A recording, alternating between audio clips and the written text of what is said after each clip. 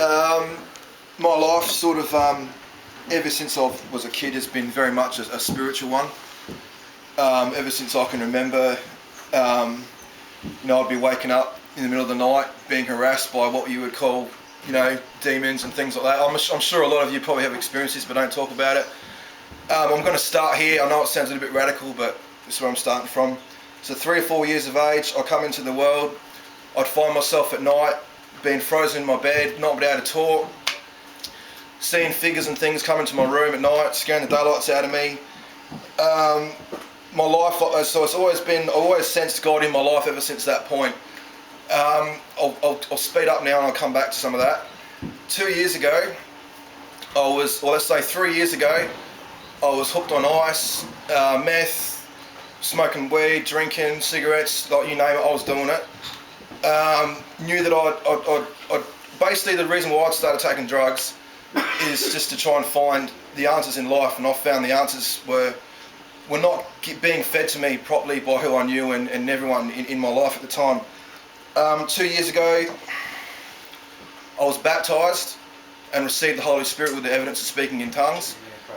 Up until that point, I had no power over none of these negative influences in my life. So I knew that I needed the Holy Spirit and I needed tongues badly, man, and I highly recommend it to anyone. Amen. So it come to the point where I remember that the night I received the Holy Spirit, I went home and I rang up Grant. This is the dude here who's helped me so much in my life, man, and in the grey jumper here. I remember ringing him up and saying, "Oh man, there's an angel or something in my house," and he's laughing, man. He's having a giggle. And he's like, "Nah, man, it's Satan." And I was like, "Nah, man, nah." And then, I was tripping out. And he's like, "Yeah, Luke, use what you got, And I just screamed out in tongues, mate. And he just ran out the house. So my life is very much when you talk about spirituality. Me and this fella here, we're right there. So lots of experiences before then as well. Actually, should have probably not had the kids in here, but anyway. What's that, man? Yeah. Yeah, okay, they need to know, yeah. Well, what happened to you when you were a kid? Yeah, what happened to me, and I know what happens to the boys. Yeah, what happens to my kids too, I'm sure it happens to all the kids. So we're being bullied and told what to do in this world, and it's about time we stood up. So next year, I'm running for a by-election for the seat of Ramsey as well. So I'm going for politics now as well. So I've had enough. I thought, stuff this, man. I'm gonna take on everyone. So Randy's out. And I'm in next seat in Ramsey. So I'm going for it, man. And so is Grant. He's going for a seat of Port Adelaide. So my life in the last 3 years has gone from drug addict to spirit-filled Christian. I love Jesus, man.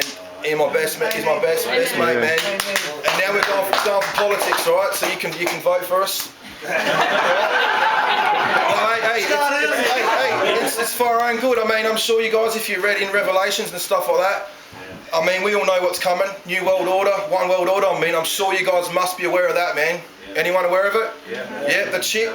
They're going to chip us. They want to control us. Well, that's about time we come together and we stop it before it happens. It's going to happen. It's going to start to happen now. Yeah. I mean, it was on tonight. 6 months ago, some dude got a chip implanted in his hand, comes into his house, beep, starts his motorbike, opens up his door. I mean, where do you think it's going to come from there? I've got a mate, he just got out of jail. And I know that there's whispers been going around, they're going to start chipping them. So this is not a fairy tale anymore. 20, 30 years ago, people were talking about this and you'd think they thought you were nuts. Well, it's about to happen now. They're going to start with the criminals, and then they're going to start with all of us, and they're going to try and control us. So my aim is I'm going to give my life to fight for this, to stop this from happening, right? So I just thought I'd share that with you, right? And, I'm hoping that some of you guys feel the way, or you're in big trouble. Anyway, yeah, and all the positives, I'm off all the drugs, man, and all that, but I'll tell you, man, it didn't happen until, there was times in my life when I was heavily hooked on ice, smoking ice every day, and I had my parents, man, I was down to like 74 kilos, like real skinny, real junked out sort of thing, and he come up to me, and my dad, he dropped to his knees, and he cried, and he said, "Man, what are you doing, like, I love you, man," and then I stopped, right, but the thing is though, I stopped for them, right, and I only stopped temporarily. because I knew that still wasn't the right answer to what I was seeking in life. You know, I knew, I was like, yeah, okay, I get it, Dad, I get it, Mum, I get it that I'm meant to be doing the right thing, but I'm still, something's missing, and you guys aren't telling it to me because I didn't know it, right? So then I got back on the drugs again. So who cares? You know, what's the point? What's this? Well, what are we here for? You know, seriously. So anyway, it got to the point where I started talking to God. So I started a relationship with God while I was, you know, off my face, basically. So I started praying and this and that, and I prayed for a new life. Met a beautiful lady, which is my wife there, Leonie, in the pink tracksuit. She's been an absolute blessing in my life. Her life is very much a similar story. There's even stuff that I won't talk about. Is pretty horrid. But she was heavily into witchcraft. Sorry for pointing the finger on you too. So this stuff ain't no made up joke, you know. It is the real deal. And I mean, you talk about your clairvoyance, and you got these little spiritual psycho things in the parklands and in the psychic expos and that. I mean, come on, guys. These dudes are mucking around with the enemy, man. They ain't mucking around with Jesus, because Jesus ain't down for that stuff. You know what I mean? He ain't going to tell you lies. You know what I mean? So that's more of what's been going on. And we're taking on the whole planet, mate. Yeah, we're taking on the whole planet. We ain't mucking around, man. This is for real, eh? Like growing here, man, I used to, like, every night, man, when I first met him, these two, Meredith as well, right? They prayed for, because they've been in the Lord for like 27 years, right? And they prayed to meet new neighbours. Boy, did they get new neighbours, man, when we rocked up. Every night, man, cask of wine, you know, just rocking up off my face, man. This dude, 3 o'clock in the morning, 2 o'clock in the morning. Oh, this thing's running around in my house and blah, blah. The only dude that ever understood all the spiritual stuff I was going through, man, and everyone was thinking nuts, right, was Grant, because he'd been through it, man, and he was able to take me and say, no, you're not crazy. It is real, and this is how you deal with it.